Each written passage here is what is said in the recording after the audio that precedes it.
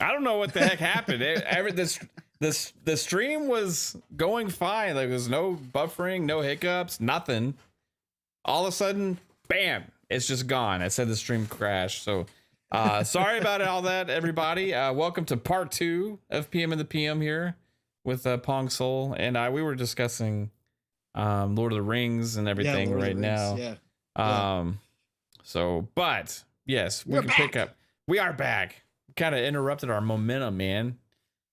It's all right, man. We'll pick it right back up. Hate when stuff like that happens. It's not, it's technology. It's not fair. It's technology, man. What you gonna do? It's great when it works. Yeah. As us boomers like to say. It's great when it works. Yeah. Is this thing on? It's on. Can you see me? Yeah. Okay. I can see you. Thanks to everybody for popping back in here. Yeah. Thanks for being back in here, Polybaba. I don't 2 more hours. We're gonna make 2 more hours, but yeah. Appreciate you all coming back. Yeah, Razor said start the show over. Yeah, start the whole entire thing over. We'll just go. Yeah. Again, when you don't script shows, that's kind of impossible to do. Okay. Yeah. You want to do the intros again, those moments. Pong? Yeah. No, let's not do intros again. All right. Let's hop back into this, man. We talk about Grace. Well, wait, hold on. I did get a super chat that I don't want to miss, but I don't know if I don't know if Splendiferous made it back in here, but he did. I see he's in the chat. All right. Of course he is. Splendiferous, before I made sure I copied and pasted this because I didn't want to lose it. So Splendiferous hit a $5 super chat. And this goes back to what we were discussing as well before. And he says, I thought Microsoft could not buy another publisher without getting more heat. And yes, I know all about FuncoLand and Electronic Boutique gaming all my life. I know about all that shit too, Splendiferous. So I'll go into that a little bit. So Microsoft's going to get heat no matter what they do and what publishers they acquire. I think Microsoft is going to eventually acquire another publisher, right? Mm-hmm. I don't know if it's going to be like a massive one or it could be a smaller one. It could be whatever. But they're at least going to acquire more gaming studios. They can't do anything right now like that, probably, because that would potentially hurt them with closing the Activision Blizzard deal, right? They could become under more scrutiny. But after that's up, then it's like all these other companies are still making moves. They can test the waters on another thing if they decide that it's a good fit. Embracer Group would just be one that would bring a lot of scrutiny because they have so much IP, so many studios, so many different things. So I would say it's not impossible whatsoever. Anything isn't impossible. It's just less likely than like something a little smaller, you know? Can you imagine the arguments for what Game Pass would look like if they had Embracer Group and they dropped all those games? God. Oh my God. Yeah, Microsoft, buy Embracer Group. Let's go. You just... Yes. It'd be ridiculous, man. That would be insane. Whether or not legally anybody could stop it from happening, again, that would depend on, again, who's in office at the time, because that's the only reason why we have this fight right now. Right. So again, it becomes very political in the United States. I'm not talking about outside the world, but FTC and DOJ are very politically motivated. So it depends what type of administration you have in office at the time. And because that's what's happened here. This administration has been anti-big tech, and they put people into positions that were also of that mentality, who are going way out of bounds with even questioning this deal. Like the things that they're arguing are not law. Okay. They are not law. And you can go watch Hogue Law, an actual mergers and acquisitions attorney, detail that and why what they are trying to fight this thing with is not real according to the books. Okay. Yeah. That's why we've always said that even if they block this, or they say they're going to take Microsoft to court, Microsoft would be willing to go to court, because chances are the higher courts would rule in Microsoft's favor, because the arguments aren't valid according to the law. They have not changed the laws yet. Now, if they want to change the laws, they have the ability to do that, but they got to go through the process. So it would depend on a lot of that. But no matter what, there would be a lot of scrutiny, and there would be a lot bigger outcry than even with Activision Blizzard, because again, just sheer volume dropping into Game Pass games wise from Embracer Group and all those teams would create a subscription service unrivaled what Sony was talking about, where they don't think they claim they couldn't catch up. It would take years to catch up. Look, we all know that's not true. They would have things that they could do. But at that point with Embracer Group, yeah, you're talking about an unrivaled subscription service at that point. Like that, it would be crazy, man. So interesting talk, though. It would be interesting to see it happen. I'm all for it. Go for it. Do it. Why not? Like Mav said, get it done. Get it done. Let's go. Lars and Phil could split, power. They could split power. I'd be fine with Lars still running Embracer Group the entire time. That'd be fine with me. All right, Matt. So let's get back on track here with Embracer Group. We were talking specifically about the Lord of the Rings purchase and what Embracer Group was going to do with it. And you started talking right before we got cut off that you felt the biggest benefit would be on the gaming side of things, because that's what they had already done deals. Yeah, that what we were talking about. So yeah, Middle Earth Enterprises has like a lot of deals ongoing with movies and TV and all these different things with stuff. And I feel like a lot of that, because it's not like in any other part of Embracer Group's wheelhouse, right, to do those kind of deals as far as we can tell right now. So I would say that, Middle Earth Enterprises would still operate as usual there, and maybe they do licensing deals with a bunch of other people, kind of like what Lucasfilm does, right, for Star Wars under Disney, or like, what Marvel Entertainment does under Disney for like those IPs, or Marvel Game Studios, or whatever. Like there's all these different divisions that hold kind of control over certain things. And I think Middle Earth Enterprise is going to handle that, right? But I look at it from a perspective of, okay, what benefits are there, right, that weren't there before, okay? And what benefits are there now? CLoWnZ company, if that's how it's pronounced, didn't own a shit ton of gaming studios, right? So if Embracer Group owned a bunch of movie studios, we could be having a different discussion, right? But what Embracer Group has a shit ton of is gaming studios and gaming talent and these publishers that do all these different things. Now they do have some other stuff like here and there, in these other territories, but where it's going to benefit the most for me as a gamer, somebody that's looking at this, is with the games, because that's something that's been a little underutilized with Lord of the Rings. It's been done. Like, we have stuff coming, right? Gollum is coming, right? There's the new game that was just announced that is being published by a private division. And what it's interesting with that game is when that announcement came down, because that only came down a couple days ago, it's almost like they knew about this and they needed to get that announcement out before this announcement was made, right? Because that way that wouldn't be associated with Embracer Group. If they from private divisions like aspect, that would make more sense for them, because private division is owned by 2K and Take-Two Interactive, right? So you don't necessarily want a game that you're just announcing being associated with another publisher that is a competitor out there. So that's why I think they made that tweet announcement or whatever, blog post announcement, however they did it, about the private division game.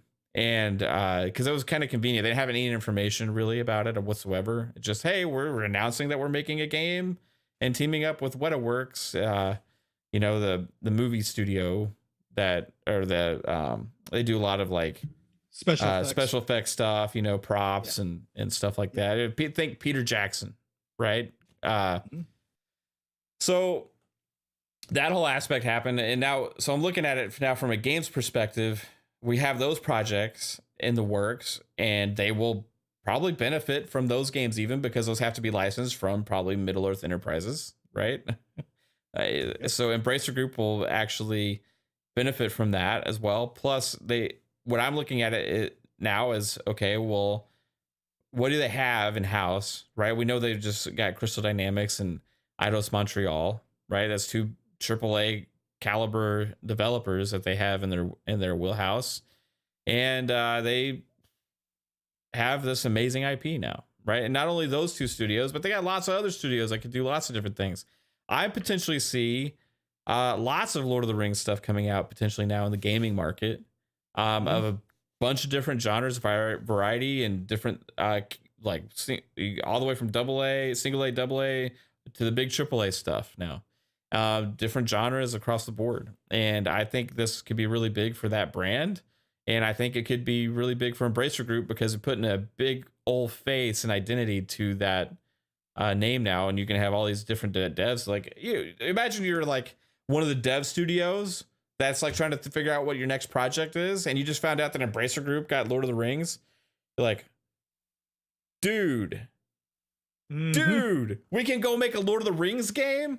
Like, so call them, see if we can get it, see if we can do it, see if we can do this thing, right? And then it's like, oh, so who do we need to talk to? Go talk to the MEE guys, go Middle Earth Enterprises, and we gotta make sure everything fits right and works well with the brand and stuff. And if everything's good, we'll go, go do it, right? And it's like, heck yeah. And you can imagine there being so many different developers with all 120 something studios they have there that want to tackle Lord of the Rings.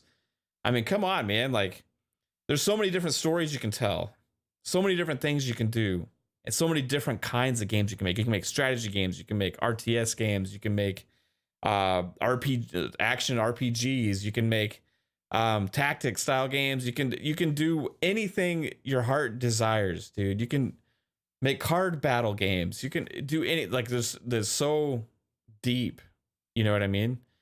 And I'm just looking at it as like, this is going to be awesome for gaming, because I've been missing some certain types of games in Lord of the Rings universe that I really love. And what my favorite Lord of the Rings game and my favorite real-time strategy game of all time is Lord of the Rings Battle for Middle-earth 2. Came to the Xbox 360. It also came to PC. It's not back compat because of the licensing issues, right? It was published by EA back then because EA at the time had the deal. But I would love to see some new things like that, right? And one interesting thing is, like, is it possible they could go back and get the publishing rights for old things? Right? We've seen them do that before. Yep. With game preservation and stuff like that. So could they go out to some of these other publishers and be like, hey, look, we own this rights to this now. We want the old publishing rights back for this, so they can re-release or use the IDs and the IPs that already have some traction there as well. Yep. That would be something I would be considering trying to do if I were them. Because, like, EA isn't going to do anything with that. They can't. Right? They can just hold it hostage. Sure. If they want to. Right? Because they know it's valuable. But, like, I don't know what is something worth that you're just holding hostage if you're never going to sell it back? Use it. Right. So it's never going to worth anything. But maybe then you also look at, okay, well, Embracer Group also does deals with other publishers as well. Right? They've already said part of their strategy is going to be doing deals with other publishers and letting them use their studios and, stuff like that as well.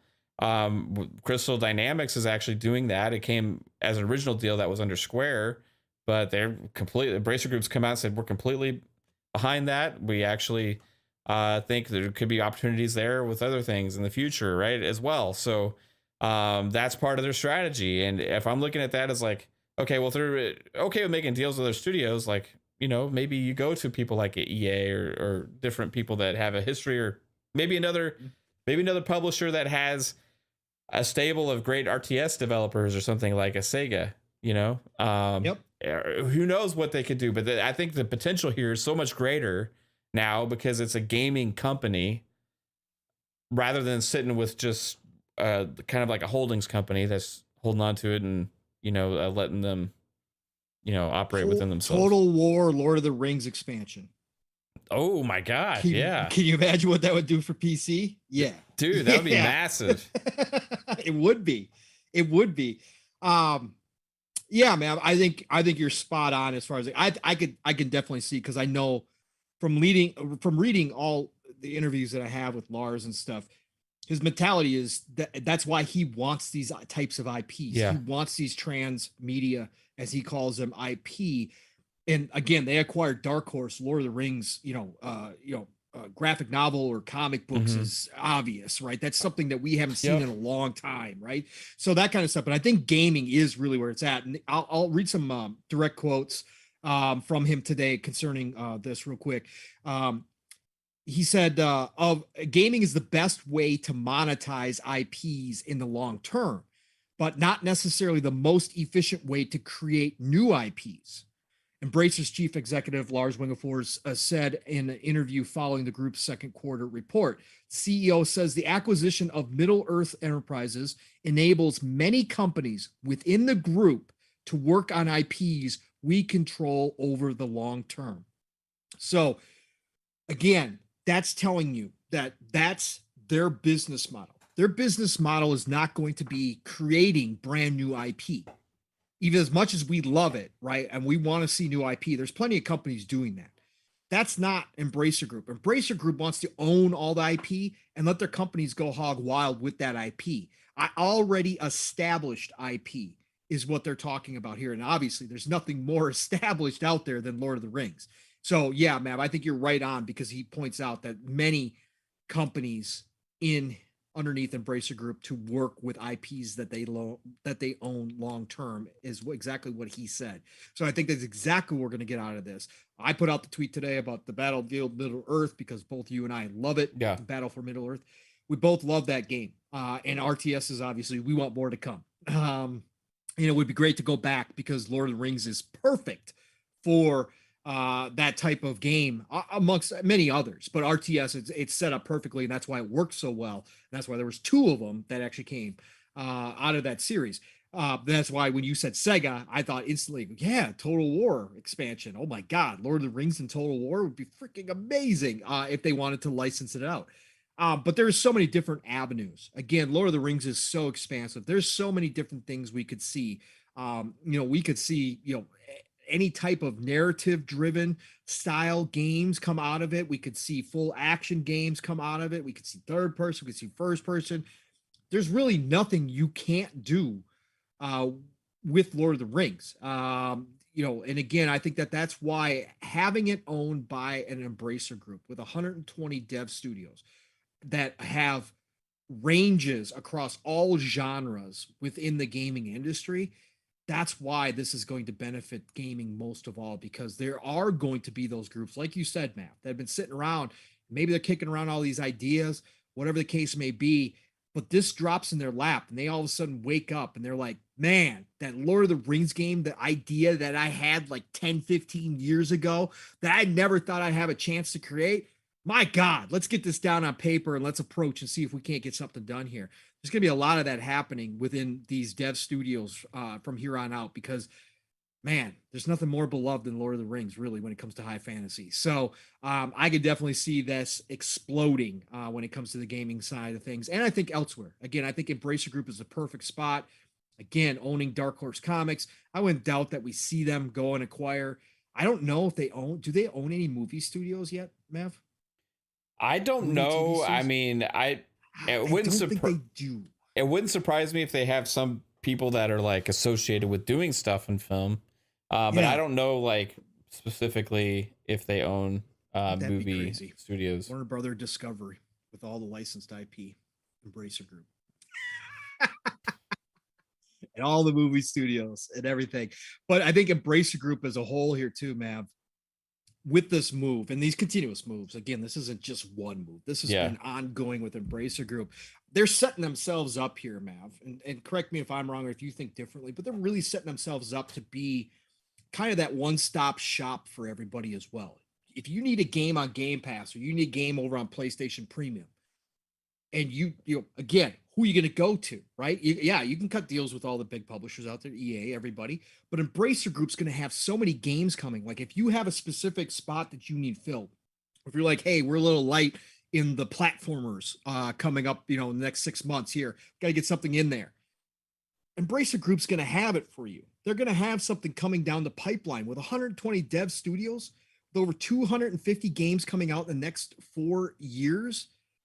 Or whatever it was, 200 games, whatever it was, 25 AAA games in the next 4 years, I should say. Yeah. Look, you're going to be able to go over there and you're going to be able to cut deals because Lars already said we're open for business, right? We're open for business because they asked him specifically, and I think you just brought this up with Crystal Dynamics working with the initiative on Perfect Dark. And he was like, yeah, there's those opportunities are still going to be there. Like, because, somebody asked him early on, like, what's going to happen there? No, that's going to be an opportunity that we might pursue. So these, I think they're setting themselves up this generation. Again, you're going to have your EAs, you're going to have your Ubisofts, you're going to have, your big third party publishers that have been well established for years and years and decades. But here comes along Embracer Group over the past 3 years and has positioned themselves, especially within the AA market, as like the one-stop shop for everybody. And they have, with all the IP they own, they're just going to keep growing bigger and bigger as they put out new content. And if they bring back titles like, we already know the new Tomb Raider is in production, but if they bring back a Deus Ex and they give Eidos some type of budget, we've heard Eidos say, hey, we'd like to do what Cyberpunk couldn't with Deus Ex. Well, if they give them some type of budget like that to go make a AAA and try to come back with Deus Ex, look, then you're talking about now all of a sudden, hey, it's not just AA, it's going to be high quality AAA that Embracer's also doing here, along with all the other parts that they can give you with comics, with all this transmedia stuff. This is a one-stop shop. And I think Lars has hit it on the head with his idea and his plan, and it's obviously working, because they just keep doing this over and over again. And he also has gone on in some of his interviews to talk about the monetization and all that kind of stuff. And with him coming out and saying enough of this blockchain and NFTs, I'm happy to hear that. He said that they want to find the right spot for each of their teams to be profitable, because again, it's a business at the end of the day. He ain't doing this out of the kindness of his heart, right? He's just in the position to be able to do something where it protects the IPs and the history of gaming and bring back some beloved franchises. But he's still got to run a business, and he knows that. But he said, we're going to find the right style economically for each one of these teams to flourish underneath Embracer Group. And we want to make sure we put them in the best positions possible to create what they love, but also turn a profit at the end of the day. So if he can balance all this, Mav, bro, there's no stopping this guy in the Embracer Group, right? Yeah. If he can work this all out, I mean, the sky's the limit, right? Well, it helps that they're letting everybody operate independently. You know what I mean? Yeah. And they're not like being like some big like hands-on approach with everything. It's just that they have more. The more they acquire, the more ability everybody that's underneath that umbrella has to do more cool things. Yeah. Right? Because they're acquiring more IP that anybody can use. They're acquiring more technology that people can use. They're like really becoming a giant. I mean, they are a giant now. I mean, it's not even becoming anymore, right? So, and that's just across all media. Like Jasper was saying, like Dark Horse has a film division that they do own. So, okay. So for Dark Horse, that would make sense. Can you imagine Embracer like really pushing the Dark Horse comic movie like universe at some point, right? And then you have Lord of the Rings, and then Embracer has like their own streaming platform or in the future that you can also play games in the cloud off of, or like whatever. It'd be like, this is all about the future of entertainment and where it's all going. And they saw, this is a time to strike, to really be big. He started with making like little acquisitions, little things, right? Mm-hmm. And then a little bit bigger, a little bit more, a little bit bigger, a little bit more. They got Gearbox now, right? Yep. I mean, that's freaking huge. Right. So you're talking about even another company that can do stuff with Lord of the Rings there. Mm-hmm. Yeah, certainly. Absolutely. Could you imagine like a Lord of the Rings like fantasy like Borderlands clone like in a way or something? Like you talk about Tiny Tina's, right? Shooter. But like Lord of the Rings, like you just like go crazy. Like I don't know, man. Like there's so many different freaking things, that you could potentially see them do. And it's hard to remember exactly everything that they've done so far. But even if you were just to go and pick apart each one of these like different things that with the list here, I mean, limited run games, they started doing their own little indie game publishings and stuff like that, right? Then they also have their whole physical game. So you're adding in another factor with what limited run does, adding physical limited editions of all these different games, or taking some of their digital products across their entire Embracer Group portfolio potentially into physical and having like limited releases there. As well, and doing more with even smaller game publisher, giving smaller indie teams chances, then you have they have a physical storefront. Limited run games does, right? So you're going between like limited run games, you're going to Tripwire. I saw somebody in the chat said that they made Chivalry too. Is that Tripwire? I wasn't sure, but like if that's them, I mean that's pretty popular game. I'm not sure. I gotta look it up. Chivalry 2. That was Tripwire Interactive. That's a publisher. Oh, that's the publisher branch, which they own now. Yep, correct. So, I mean, you're talking about just across all these different things, and you know, like the there's like 3 game studios out of this list. There's like the voice one. There's the unnamed one, right? And then there's Lord of the Rings. Yep. So you're just talking about adding to their stable of amazingness right now. I want to see how it all shapes up, obviously, over the next couple of years. And it's really curious and hard to keep track of what actually releases that is actually part of Embracer Group. Correct. Because they have so many divisions. We have so many different divisions, so many different things. So you almost have to look it up, you know? Right. And so a lot of things that release, it's like, oh, I didn't even realize that was Embracer. I didn't realize that was that, you know? But another project that they are working on is also that the Esper, the one that was taken away from Asper or Aspire, the KOTOR game, right? KOTOR remake. Yep, remake. Yep. Supposedly they're handing that off to a different studio, is what the rumor is. It actually came out during their talk about this as well. They confirmed that they have passed that to another division or another studio. Right. So, yep.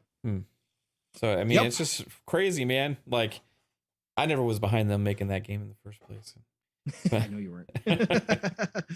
Yeah, Go Po, Lord of the Rings Conquest was an awesome game. Unfortunately, it didn't catch on like they hoped, but Lord of the Rings Conquest was freaking amazing. Me and the kiddo back in the day had a ton of fun with Lord of the Rings Conquest. Yeah, that would be great to have it come back as well.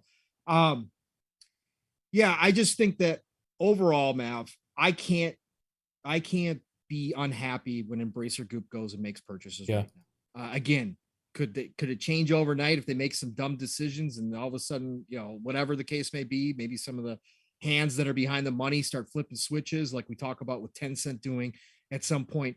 Yeah, then it could change overnight. But right now, again, with Lars' leadership and just everything, the guy says everything the right way. And I truly believe that at his heart, he is this big geek, nerdy guy, kind of like Phil, that just happens to be in a position to own a company like this that can make these big moves. And it just so happens to be in all of his favorite kind of hobbies that he grew up on: comics, video games, etc.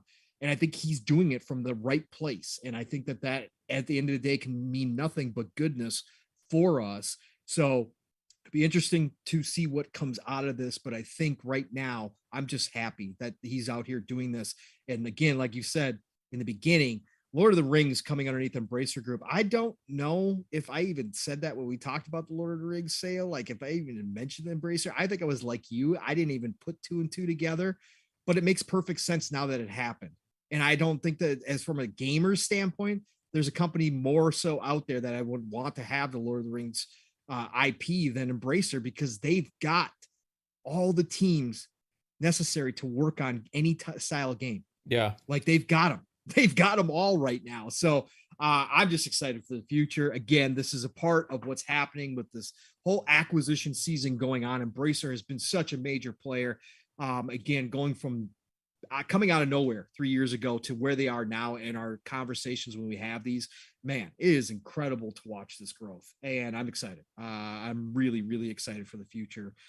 So, Mav, yeah, we are on part 2. We do have, is there anything else apart? Let me ask you this. Is there anything apart of the Embracer Group specific acquisitions that you want to touch on? Oh, man. It's like, really the other ones, I mean, are all pretty straightforward, I think. You know, like we know what they are. And guess what? Embracer Group now owns them. I don't know if a whole lot's going to necessarily change with those studios other than the fact that they have potential to make more cool stuff now, right? So I think that as far as that goes, man, I mean, yeah, I'm just excited about it, but we can move on to some other stuff if you want. Yeah, we can cover some. I mean, there's tons of stuff out here, Mav. Anything that's your heart's desire out of the remaining topics here. I mean, we got a ton of geez, little stuff. Dead Island 2. Yeah, Dead Island 2, man. Love Finally, Dead like Island. 20 years later, it's Vaporware. yeah. It's actually a Vaporware coming thing. back from the dead. I believe they said, according to what's been leaked, because we got leaked screenshots, and then it's supposed to be coming to PlayStation 5, Xbox, and PC February 2023, right, Mav? I think that's what I heard. Yeah, February. another February 2023 game. Dead Islands. Listen, I've played the Dead Islands. I love the Dead Islands. Some of your funniest streaming ever was your Dead Island night that I wasn't a part of, but I did listen back to. I don't if that video is still on our YouTube. I don't even know if like oh my God. I'll just say 3-bit got a little handsy with my wife on that stream, everybody. Yeah, in-game handsy. In-game handsy, elbow deep handsy. But Dead Island 2, again, as Mav and I were just alluding to, for anybody who doesn't know, I mean, the franchise has been out there forever. It's always on sale. It's still a great play. Like to go back and play it right now. It's still awesome time. But Dead Island 2 has been like a wanted. I mean, there's a fan base of us out here that love Dead Islands, and Dying Light kind of took over, and Dead Island 2 was like, no, it's still being made. And then it just kind of turned, they stopped talking about it completely. And then there was like, people were like, nah, it ain't happening. Dead Island 2's dead. It's vaporware. It's gone. They're not going to do it. They got Dying Light. They got Dying Light 2 coming. Dead Island 2 is not going to come around again. Well, here we go. We got leaks. We got pictures. We got screenshots that look legit. We got a date supposedly coming. Dead Island 2, man. I'm excited. I can't wait for another Dead Island. It's just fun. It's just pure insanity. It's just pure fun with actually a lot of cool mechanics to it. Actually, a lot of cool side quests. Yeah, there's a lot of stupid side quests as well, but there's a lot of cool side quests to it. But it's just fun. It's Dying Light 2 at its core when it comes to the weapons that you can create, all that kind of stuff. For you, Dead Island 2, get you excited, brother? Coming 2023. Oh yeah, another one. I mean, I've been looking forward to that game ever since that incident. Yeah. Last year. No, I mean, Dead Island's a game that really kind of took off. Remember when that original Dead Island trailer came out? Everybody's like, "What's this?" And then the game was like not really like that, but it had its life of its own, and it really did well, you know. And then everybody's excited for Dead Island 2. It disappeared for forever, and now randomly we're getting a release date, you know. So I'm super pumped for that. I think it's a big open world zombie like game that and it's not on an island anymore, right, Mav? We did find out also that's set in LA, like real Los Angeles, and it's supposed to be like huge. Like they said, it's going to be massive. Yeah, the only curious thing I have is like the developer, because the original one was what's the name of the team? They did Juarez and but Techland, right? Yeah, Techland. Yeah, so that's why I said they had Dying Light. Yeah. So, yeah. So this is Dambuster Studios. Yeah. So I'm not sure who that is.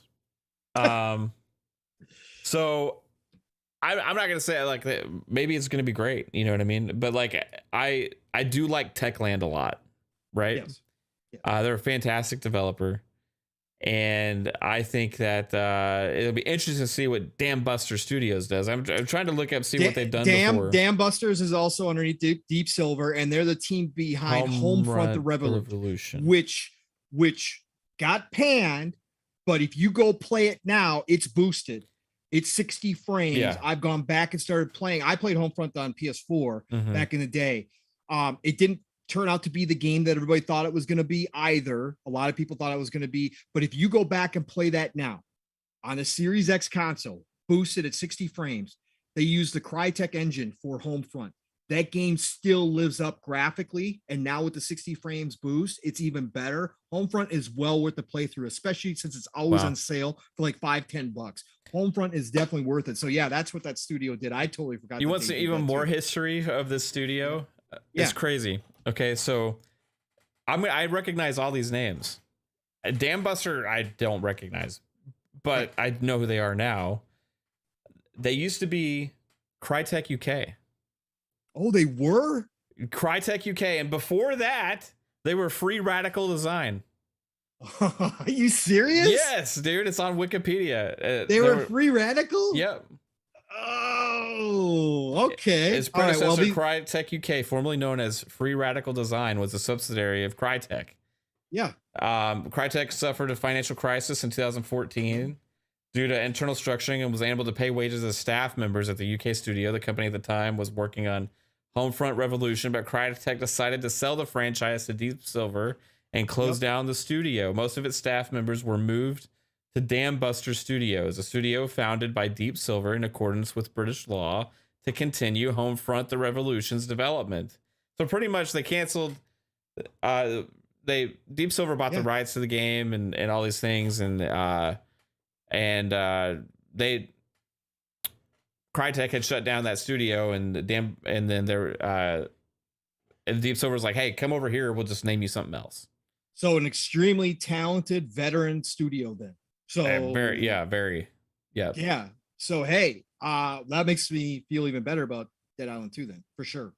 Because again, go back and play Homefront right now, boosted. Yeah. It's an incredible game. It says by August 2019, Dam Buster had taken over the development on Dead Island 2 from Sumo Digital. It has 140 employees by 2019. So pretty good sized studio. 2021 it says 172. Looks like they maybe lost a little bit during COVID and stuff like that. But sure. Yeah. Okay. Wow. All right. So that they've been working on this game since 2019. They took over the development. Who knows how long it was in the works for before that? But we kind of now know why it's taken so long for Dead Island 2 to come out, right? And I'm interested now. I'm sold on that. I'm gonna go. Was there a trailer or anything yet? No, just leaked screenshots, and the leaked screenshots look really great. Like the zombies are extremely. I think we're gonna detailed, get a Gamescom announcement. Yeah, Gamescom. I would imagine we probably get an announcement there. So yeah, no, this is cool. Now we learned something all live, folks. Yeah. We learned about Dam Busters, and it makes me extremely happy. So cool. Yeah, no, Dead Island 2 is definitely going to be on my list for next year for sure. Yeah. And again, set in real Los Angeles. They're not like giving it funky names or anything. They said it's the City of Angels. Right. It's Los Angeles. Big open world. Is this gonna be like their answer to Dying Light to compete against Dying Light now? Maybe, maybe, but I think they're gonna take the more arcadey stuff, the more Dead Rising style, right? I think they're just gonna be more the fun aspect of it without all the big story to it and stuff. Mm-hmm. Maybe we do get a big story out of it, but it sounds like they're living up to the old Dead Island. Where it's going to be, we're going to have more B movie style, horror movie style stuff. I love them. So I can't wait. And now you got me even more excited. I'm glad we did all that digging there. By the way, if you all want to watch a disturbing video, it's I put the link in the chat. I found it's called Smell My Hand. Okay. So just forewarning, this is involving me. 3-Bit and my wife is over a year ago. Don't have kids around. Playing Dead Island. Do not have kids around. NSFW probably at least a little bit. But that link is in the chat there. We have had some crazy times in this history of this channel with some of our streams. Some of them have gone a little sideways. That one was too good. I had to clip it and put it back up. So yeah, that's the Dead Island history there. Rocket Warrior Gamecast, great to see you, sis, in here. Emily, thank you for dropping on in and seeing us. Ray Boyd is in the Kate's house. Here. She's embarrassed. Love you, babe. Oh my god. Who else we got in here? We got some Aces 352. Thank you for dropping on in. Actually, the second part of PM in the PM, since we lost, or we didn't lose, but we lost the stream, but we didn't lose all of part one. You can go back and watch part one if you didn't catch us. TK Chilling. Awesome to see you as always in here too.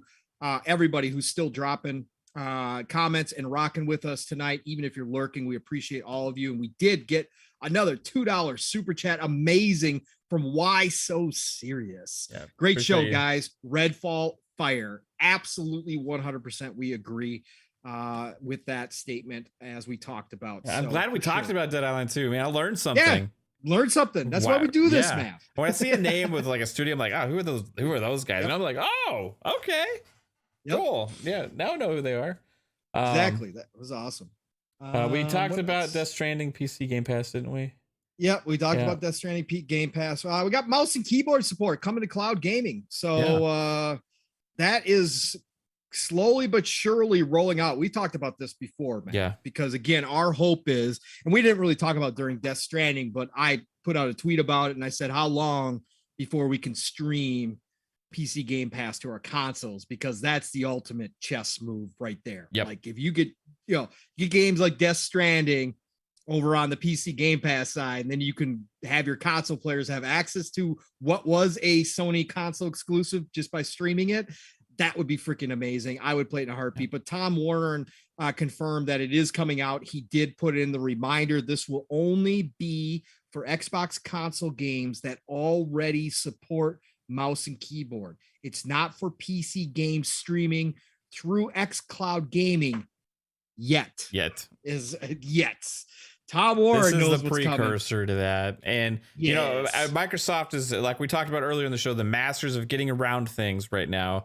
They got Fortnite on Apple, right? Yep. And guess what? They got them over 1 million new players already. The last time they talked about it. Yep. And now they've got freaking Death Stranding coming to PC Game Pass. They had MLB The Show on Game Pass. So the masters now using their different avenues, because it's a new landscape, right, to circumvent rules and be able to get things to happen. Now, again, just like Fortnite coming to Apple, no reason why they can't figure out a way to get a PC gaming app for streaming games from your PC or from the cloud that's based on PCs onto a console, just like any other device potentially as well. Potentially. I would be interested if there'd be some interesting court battles or something if that happens. You know what I mean? Yeah. Like about, hey, no, that's not fair. You can't do that. It's on a console, right? And Xbox like, no, it's running on a PC. You're just accessing it from a device, right? There's no different than accessing it on a phone or blah, blah, blah, blah, blah, blah. We're already doing this with other cloud gaming. Stadia was doing it as well with other things. And Shizno, like Shizno said, now Sony did block their games from NVIDIA GeForce, right? And so this is the battle, though, Shizno. You're absolutely correct. But this is the battle that Microsoft is now. But could they battle the 505 published game? They're going to keep taking a crowbar to this over and over again. They're going to break open these storefronts is what they're going to do. This is a jailbreak. Okay. This is what Microsoft wants to happen.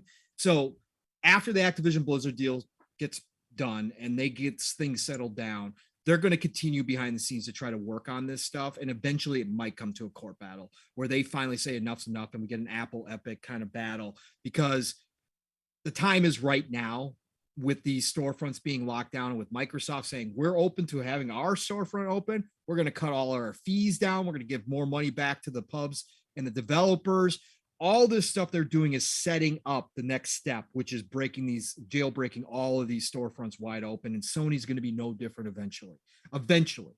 So yes, you're right, Shizno. They might be able to block it up front, maybe.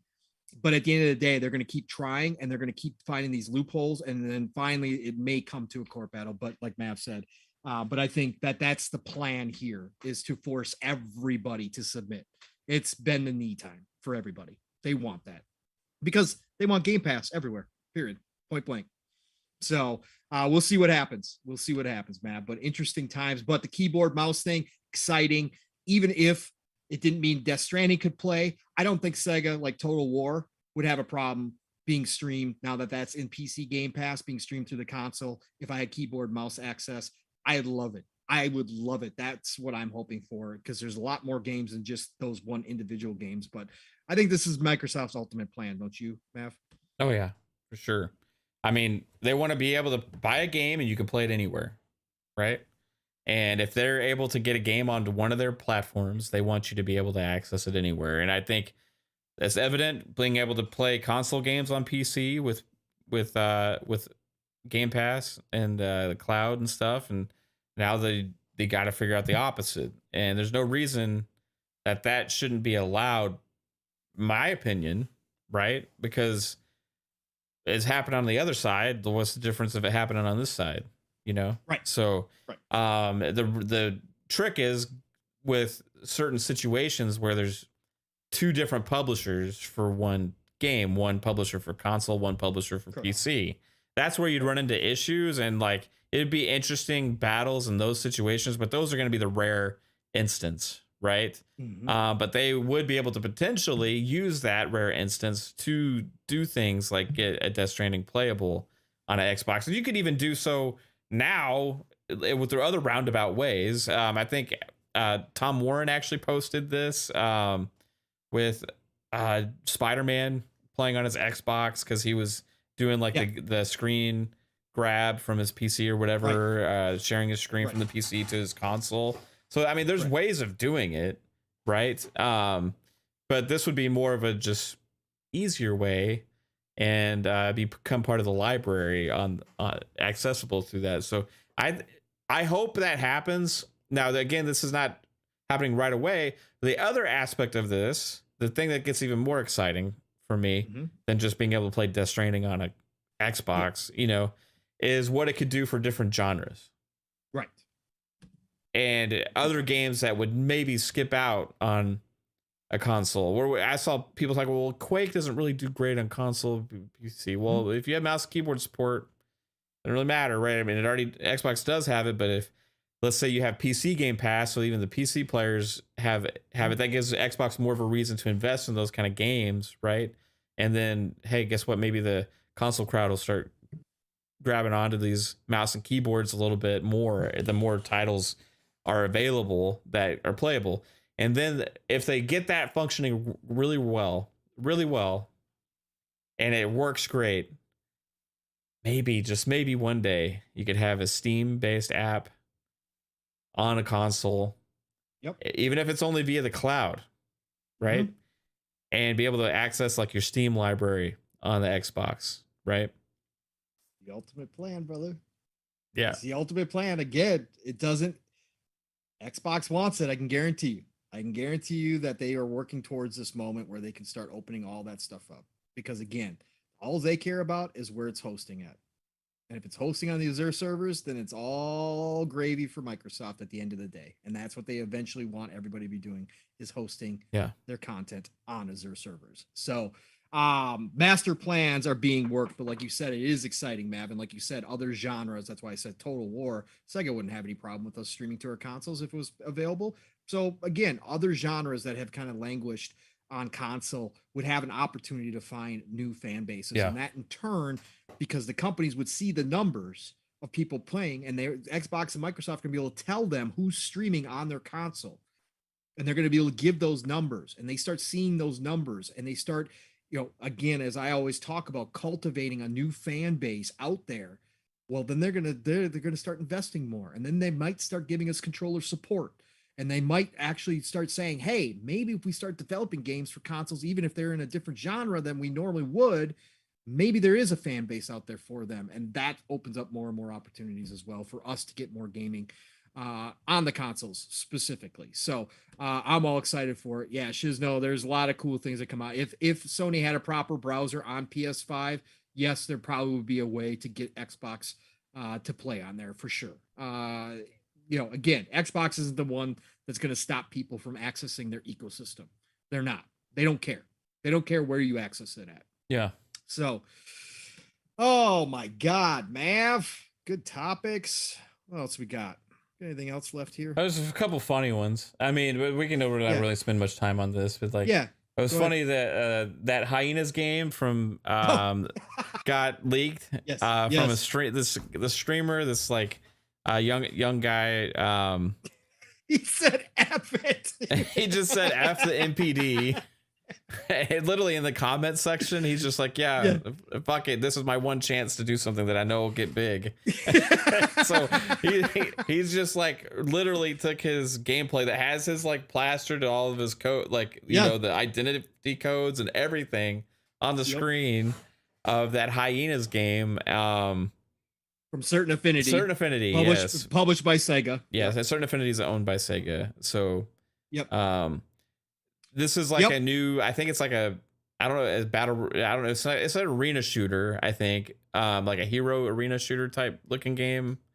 Hero Arena, first person shooter. But this is the one for people who don't remember that they have shown this off already. Mm-hmm. This is the one that's got like some gravity because it's like in space. It's got some Yeah, gravity levels to it where you can control gravity. It's going to have some different mechanics that we haven't seen before in it. But yeah, he just threw out all the footage. He's playing it. It's alpha footage, but it looks pretty good. Some of it looked very generic. There's a lot of Fortnite in it with the power-ups and stuff, the grabs that I saw, like the health and the shields and that kind of stuff, where they're grabbing them out of the machines. But when he was actually fighting, there was some cool mechanics to it. Again, it's alpha footage, so it's by no means close to being final. But there was some cool stuff to it. I saw him put up this foam wall, and it looked like a brick foam wall like appearing in front of him as he was spraying it out. There was some really cool stuff, and the gunplay looked pretty decent on it so far. So I'm kind of excited for it. Kind of looks cool. Certain Affinity. Yeah. You see anything cool? It looked pretty good. It was hard to see with all the codes on the screen and everything. Yeah. You know, I mean, I was just funny, man. This guy's like, hey, screw it. This is my chance. This is my one shot. I'm not going to miss it. I'm going to waste it on Hyenas. Yeah, out of all the games, all right, the games, man? Hyenas, yeah. I mean, there's still stuff that you got to play that you allude to, but don't even come out and talk about, like we were talking about things. But this kid was just like, yeah, no, here it is. Here's the full boat. Let me show you all the cards. Here you go. It was great. Yeah. And then another thing was, cooking. People are making a big deal about this, like Cooking Simulator, right? Got $600,000 to put Cooking Simulator on Game Pass. Apparently, that's kind of done with roundabout figurings and stuff, I guess, based on revenue and things like that, right? But it's pretty interesting. Is this the first time we heard like a dollar amount attached, a rumored dollar amount attached to a game in Game Pass, right? So this is not like a huge game or anything like that. And this came from the developer too. So it's pretty legit as far as numbers. They said 22, it was 22% of their prior year's total revenue. So they got 600K. Yeah, which was big for a small developer. Yeah, you're talking about, hey, give us a quarter of what we earned the entire year last year to put a game in there, and we're working on other stuff, like, and they can still sell on it everywhere. Still, like, that's like a no-brainer for a small team like that. You know, I think it's pretty awesome, dude. Because that could fund a new game. Yeah, it started development on a small team like that. It can really help fund a new game. It really can. Yeah, for everybody who talks about all the damn time, oh, this is not good. This is not good for the industry. This is not good. Yeah, talk to these small developers who are getting paid, man. They're happy. They're extremely happy. Again, nobody's forcing them. Yeah. Right. This isn't the Sony contracts where Sony's forcing people to, do this stuff just based upon their bullying tactics and because of the market leaders. This is Xbox going to people and say, hey, what's going to cost? And again, this is just one style of deal. Phil has talked about this openly, that they customize each Game Pass deal to the developer's wants and needs. So the developer comes to them and Microsoft works with them to figure out what's the best way to get paid for this game. So it so happens that for Cooking Simulator, the developer took a big chunk of money up front, right? $600K, huge deal for this developer. Again, people could say, oh, this is why Game Pass doesn't make any money. Not every deal is upfront money. Not every deal works out this way. As Mav and I were talking in the background, I don't imagine like some of the big popular games take upfront money because they already know their game is going to be downloaded a gazillion times on Game Pass. So they're going to take the back end money from Microsoft about how many people download the game, how much engagement there is. We know those numbers come into play on some of the deals. That's what a big company is going to do. But for a small company like Cooking Simulator, guys, of course they're going to take that upfront money. 22%, a quarter, like Mav said, if you want to round up, quarter of what they made the prior year. That's huge. That's a lifeline to that company in a lot of ways. They don't have a huge risk now. because we know that there's games out there that have sunk developers, smaller developers, when it hasn't come out and done what they wanted to do. And if you figure out the numbers, I think Cooking Simulator Math said it's either $20 or $30, whichever one. Yeah, it's somewhere between 20. How much it is. Somewhere between 20. Microsoft 20 and 40 paid bucks them, between there somewhere, I think. Yeah, Microsoft paid them between 20 for that. Microsoft paid them for 20 to 30,000 purchases is what Microsoft did, right? If you just figure it out, again, I'm just doing basic math here. I'm not counting in all the other factors, but basically Microsoft paid them for 20 to 30,000 purchases. $20 right now. Yep. Okay, $20. So 30,000 purchases. That's all they paid for up front. And it was a big deal to this company, right? So for me, you can sit there and you can look at those raw numbers and go, well, there's no way Game Pass is making money. You're just taking this and extrapolating to all the big titles and saying, well, they must have paid like $50 million to get some of those big games in there. Well, that's not necessarily true. And number two, you're just taking the average cost of a Game Pass subscription and trying to figure this out in your head. You're not, again, including all the other ways that Microsoft makes money through Game Pass. You're not talking about all the microtransactions, you're not talking about all the DLC, you're not talking about any of that stuff. So again, just because this one example is a straightforward number that everybody understands, and because you look at it and say, Cooking Simulator, $600,000, yo, we don't know how much time it's for. We don't know how long it's going to be in there for. We know none of the other figures that are involved here. So it may seem like a big sum of money, but in the grand scheme of Game Pass and what Microsoft and Xbox have set aside for Game Pass during this growth phase, it's a drop in the bucket to them. It is nothing to them. So you can't justify coming out here and go, yep, there's no way. See, Game Pass is unsustainable. You can't be paying Cooking Simulator $600,000. Well, God, there's no way this is going to be sustained. Come on, man. You guys don't know all the business side behind the scenes. There's no way that you know all the numbers. You can't, because Microsoft doesn't give. There's other aspects to all this too. The amount of money that the games bring from sales that are in Game Pass, like as well, extra attention to the games, plus also microtransactions and downloadable content and other add-ons that are sold from the games that are in there that now have accrued a larger audience as well. You know what I mean? So there's like lots of other ways that aren't just like, we're just shelling out money and the only way we're making money from it is the amount of money people spend on the subscription, right? That's why you can't quantify it's really hard even for them to track, how much money specifically something like Game Pass brings in.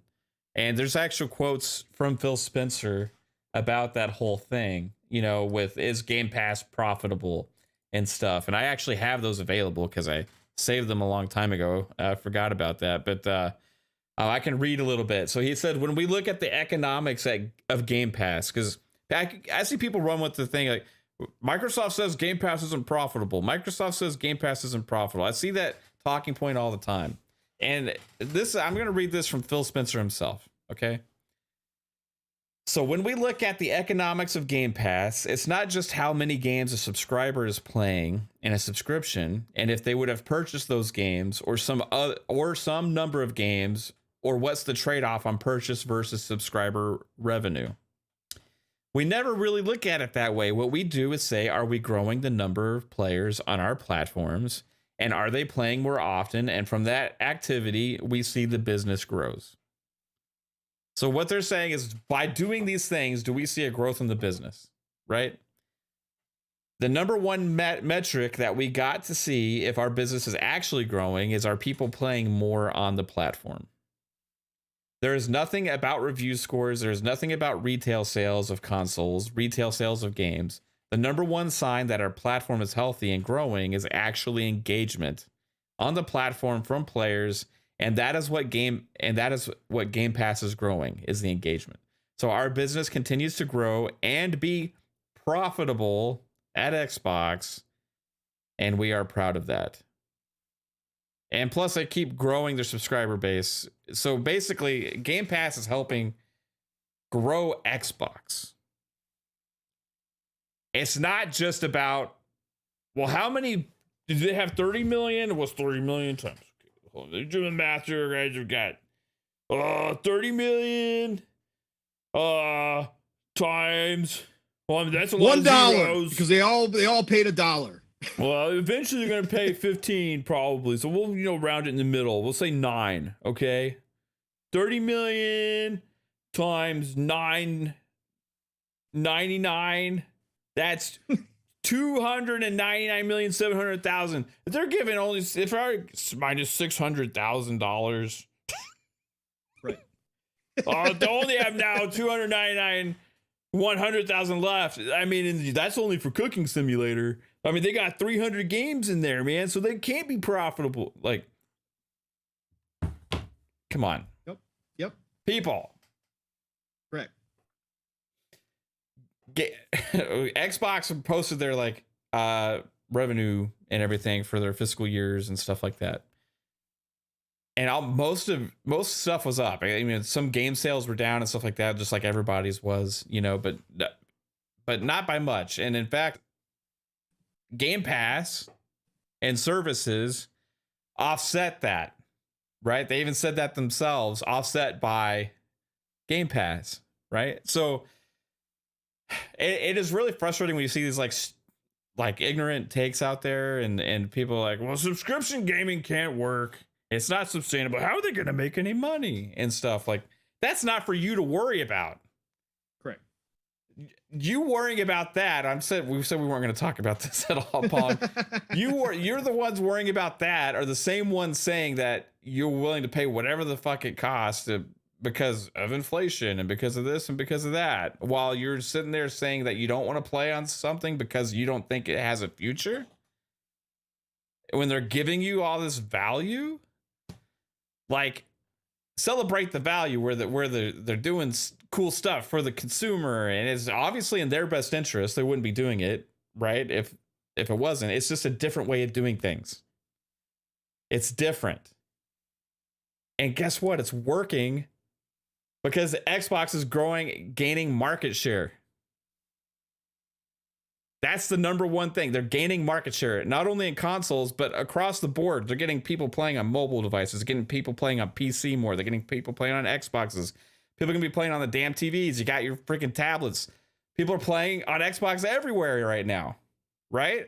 And you also have all these options out there. Like, you got family Game Pass coming in the future and stuff as well, right? It's just, you can't look at it as like, well, I'm really good with numbers and it just doesn't work. I don't think it has future growth. The proof is in the pudding, because it is accelerating the growth of Xbox in and of itself. And that is why it's successful. And that's why it's profitable, because guess what? Xbox is profitable. That's it. Okay. You want to talk about any of that, console? Sorry. Yeah, I can sit back when we're talking the business side of things, and I have said it before, like $70 is just a business move. Hey, if they want to do that, they can do that. That's a business move. But if I'm speaking from the gamer side, if I'm speaking from the consumer side of things, I don't give a shit if the companies are losing money. I don't give a shit if they're doing something that isn't in their best interest. I don't care. As a consumer, as somebody with a wallet, as somebody with underneath a budget on top of that, all I care about is who's giving me the greatest value. So why the hell am I going to sit out here and defend? Again, I will never be the guy that says, oh, this is anti-consumer. No, it's straight up business. If you as a consumer feel that you're being taken advantage of, then you stop buying things from that company, okay? That's what you do. You speak with your wallet. You have the return ability to do that. And I will say that I'm never for price hikes or price increases, no matter what, at the end of the day. Again, we've seen the numbers straight from these companies, and they're making more money than they ever have before because the inflation thing doesn't work because there's more consumers now. Price of distribution has come down from the past. All sorts of different factors go into that. So all these big brains out here who want to do the defending, listen, again, you're speaking to people who are talking as customers, as consumers, as gamers. If you are a fellow gamer and you see somebody out here saying $70 isn't right, then you should be like, yeah, that's your opinion, but that's right. We should never want to pay more than we have to, ever, ever, ever, ever, as a consumer. Unless you feel like making a donation. Right. I'm never happy about paying something more for something than I think I should, or more for something that I can go find elsewhere for cheaper. That's not something I do. Well, damn, I got the premium experience from this website. I'm really happy I bought it from these guys and paid $15 more. No. That's not how this works. So all that nonsense is just stupid. Again, if you just want to take from a business side, again, is it just a business decision? Is it something they're going to do? Yeah, because they know they're going to get you all to pay it. Until enough of you stop paying it, they're just going to continue to do it at the end of the day. So I think they just think it's like a $10 donation to game development fund. Right. And that's fine. They think if you you can justify anything. I've justified expensive purchase. I justified my OLED TV. I didn't need an OLED. You just got a badass new phone, right? I'm sure there was a justification in your mind about that. You know, like obviously people are. I've seen a lot of discourse on this lately. People can spend whatever the hell they want on whatever they want. I don't give a shit whatsoever. But when you're out there and like people are saying they don't think it's like necessarily, they don't want to have to spend that much, and you get criticized or people being like, what? You don't support those games? No. You don't like what do you like? What are you like anti-gaming or like, what's wrong with you? Like, but inflation, but like, why would you not think it's worth it? It's worth it. Nobody's saying it's not worth it. No, it's just not necessary. And what is worth it is also crazy worth it, is paying $15 for 400 games. Right? Like, right. And it's just like insane to have to see that discourse. We said in the show, Pong, earlier we weren't going to talk about this. I'm sorry, I brought it back up. You did bring it back up. I know. You always bring it up. You had rants on your own about this. You've gone live to rant about this, man. A long time ago, before all these people were even talking about this stuff, though. And I have brought it up more lately again too, when Skull and Bones price was announced, right? And I'm like, what? That's not fair. PC's getting it for 60. We have to pay 70 on console. Like, and what are you doing? Also, Ubisoft, like things like that. I still haven't seen hardly anybody talk about Skull and Bones because nobody's gonna buy it. That's right. So they don't care. They only talk about the things that are like important to them, right? Because me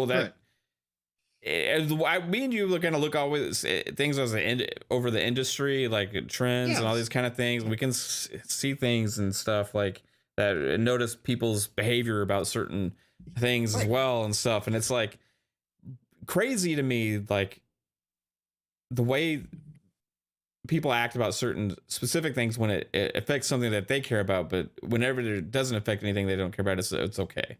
Right. And again, or if it's something they care about, they'll like defend it to.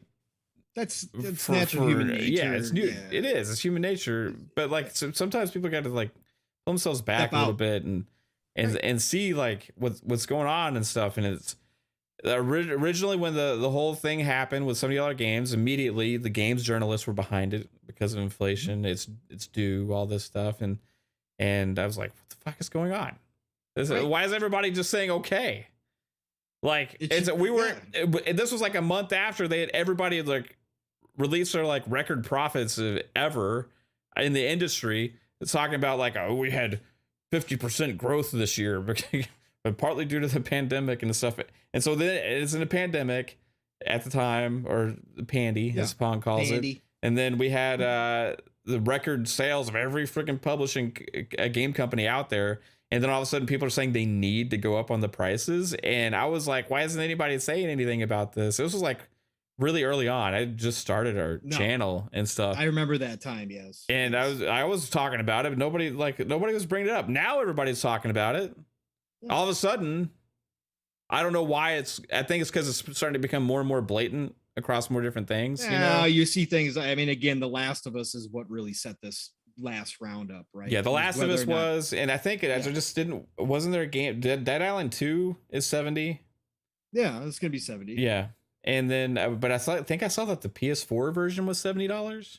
Oh, well, that I didn't see. I don't know. This could be a special edition, but it said PS4 Day 1 edition, $70 PS4. So I'm not 100% on that. I got to look it up, right? Well, and also, I also, Matt, what also has brought this up too is that the $70 price point is starting to show up on PC. Yeah. And the PC gamers are like, hell no. No. Yeah. No.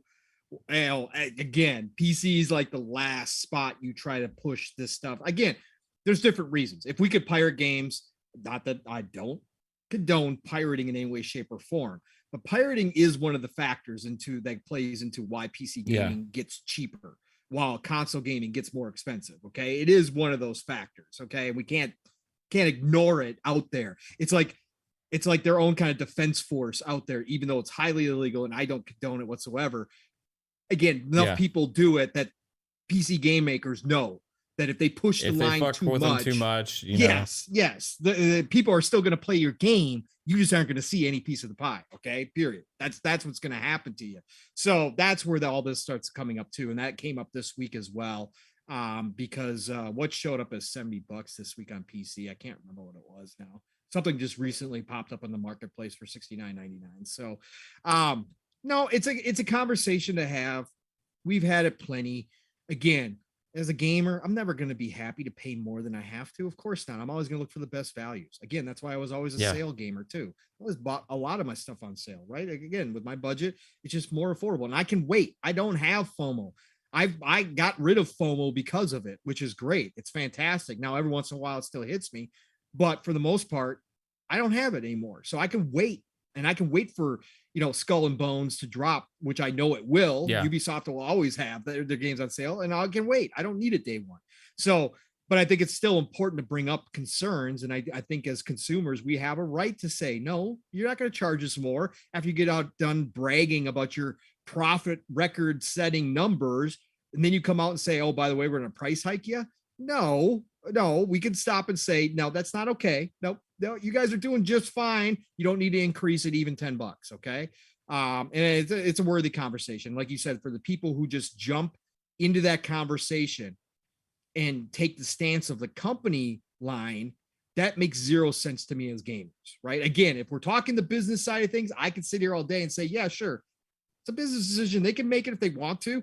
They want bigger numbers. Again, we're all numbers to them. It's all about the bottom line. So yeah, I understand why Sony will do it. Sony knows they'll get away with it and their people will pay for it. So, hey, good on them. Again, the same reason why Nintendo can do what they do over there.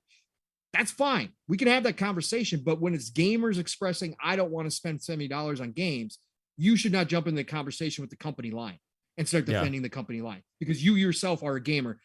Supposedly, if you're in this community, you yourself are a gamer. There's no way you should look at another gamer and say, go get a second job. Maybe you're just too poor to be in this hobby. See, that's bullshit. Okay. Again, that's gatekeeping, and that does not fly. That's not okay. So yeah, it's shitty. Oh man. That's why I celebrate good deals, man. It's like, we all love a good deal, don't we?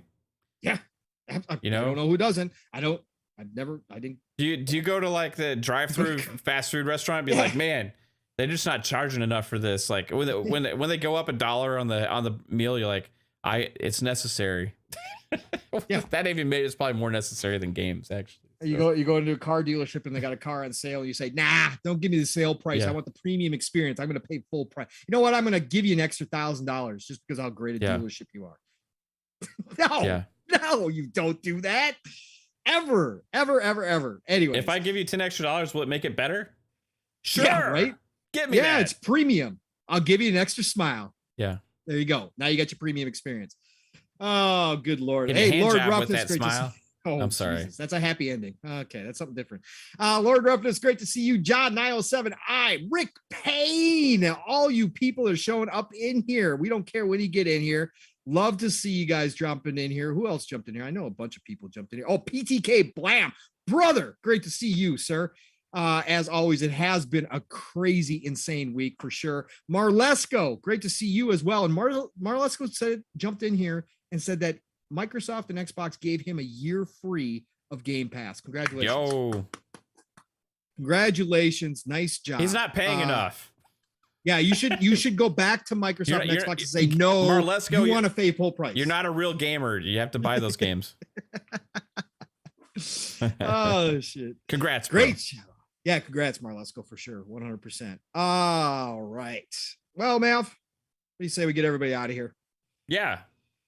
Yeah. Part 2 is done, folks. Part 2 is done. Thank you all for coming back and seeing us, even after we had the technical issue with part 1. Which Mav just unplugged everything. I have no idea what happens. I think my fat thumb accidentally hit end stream or something. I don't know. I saw Vic the Click says, Mav, get your hands off the damn keyboard, right? I was like, maybe I did, because I've never seen that happen before. Everything's running smooth as butter. All of a sudden, a screen pops up, says, stream has ended. Probably, you know what? And that was right after Vic the Click had made the comment that old people in technology equals fucked up. Yeah. And so... it's probably exactly what happened with you. But no, this was a great show.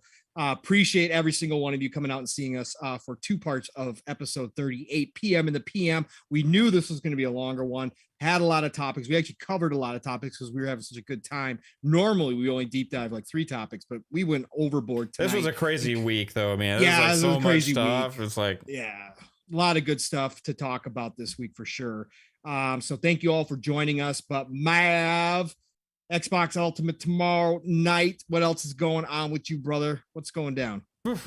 That Xbox Ultimate. Next week we got Gamescom, I think, right? Next Friday. So we'll be co-streaming that as well. Everybody, looking forward to all more gaming news coming up in the next week. Still going to be doing some more videos and stuff, and trying to get more consistent with doing videos. If you guys like the style of videos I'm trying to put out there, let me know in the comments and stuff as well. I did 2 last week. I could have done like 8 this week with as much freaking news as there was, but I stopped at 2. Other than that, game streams, and we'll be back on Monday as well for Fun Speculation podcast at 10 p.m. Eastern time, and then back here Thursday for PM in the PM. I am curious what everybody's going to have to say tomorrow night about all this news, dude. It's going to be a fun show. Yeah, no, that's what's always great about doing this show and then coming back with Xbox Ultimate and then Saturday with Steel. I get all new opinions from people. Like, it's freaking awesome. I love it. People I haven't heard from throughout the week and all that kind of stuff. So yeah, that's what's always fun, is just kind of sitting back and listening to everybody and hearing what's going on. So gonna be good stuff for sure tomorrow night on Xbox Ultimate. 100%. Oh man. So let's see, for me, what's going on? Well, you guys all know you can find me Pong Soul Xbox, Pong Soul on Twitter. I've actually got an extra show tomorrow night prior to Xbox Ultimate. I am going to be over on the Doomslayer's Den tomorrow night with that crazy crew over there. So join me over there at 5:30 Eastern time tomorrow. 5:30 Central time, 6:30 Eastern time tomorrow on the Doomslayer's Den. And then I will be on Xbox Ultimate right after that, of course. So it's going to be a double header tomorrow night. Ooh. And then Saturday morning is, of course, living split screen. Set those alarms, set those reminders. You're going to see my video tomorrow morning, I'm sure, at some point. But me and brother from another Steel Rain will be live, raw, and uncut Saturday morning, 10 a.m. Eastern, 9 o'clock Central Time, 3 p.m. UK time. Be there or be square, as we used to say back in the day. It is going to be a blast. Again, get Steele's whole opinion on everything that's going on here as well. But you know him and I, 3+ hours. 4 is probably going to happen as always. So be there. Tell a friend, bring a friend. We are mission 1K, living split screen Saturday morning. Saturday night, PTK Blam's channel. Of course, he's in the chat. Shout out again to you, brother. We're going to have a great time. PTK started a couple new things this year. So we have the questions at the end of the show. Second half of the show, we open it up to the chat. Chat wants to ask questions and bring topics. We'll talk about them. But he's also interested to introduce something new next week, and we're going to do it again this week, where each one of us, PTK, Fuzzy Belvedere, who is also in here. Shout out to you, brother. I forgot to shout you out earlier. Fuzzy and myself each pick out our own topic for the week, and we go ahead and present the topic as if we were the tomorrow night, or Saturday night, the Shop Podcast, 9 p.m. Eastern, 8 o'clock Central Time, over on PTK Blam's channel. It's a freaking awesome way to end your Saturday night. We always have a great time over there. Be there Saturday night. And then, of course, next week, it starts all over again. Xbox Factor, hit or miss for me, but got to be there. Mr. Boomstick, Double Barrel Gaming. Boom was in here earlier. Shout out to him. Biggest member, supporting member of this community, supports everybody. Got to check out all of his shows. But Xbox Factor Tuesdays, 12 p.m. Eastern, 11 o'clock Central Time is always the place to be. So be there, and then back here Thursday night for PM and the PM. Listen, this has been a great episode. We knew it. Again, lots to talk about. This industry never stops because it is the golden age of gaming, people. So no matter what you're doing, no matter where you are, no matter what platform you have, don't let those energy demons steal your hype, steal your excitement. Don't pay any mind to the clown show and the nonsense out here. Just get out there, play what you love what you play. And we're going to talk to you all real soon. Mav, get us out of here, brother. I will get us out of here as soon as I get to these 2 super chats that just we flew got in super at the chats? end. Oh. You know how Vic does it. He likes to hit it right at the end of the show. He does. Appreciate you, Vic the Click, with a $5 super chat. He says, amazing episode, guys, and it don't matter how many parts to one episode there are. See you tomorrow night. Right on, dude. Again, apologize for whatever the hell happened. And Vic the Click again with a $2 super chat. I appreciate you again, dude. He says, let me get a slice, bro. I got some pizza on the way. And I got that jalapeno ranch coming and marinara. It's going to be good. All right, everybody, you have a good one. Take it easy. Thanks, chat. You guys freaking rock today. Showing up to both streams. Even though my fat finger ended it on accident, I think. But have a good one, guys. Take it easy. Bye.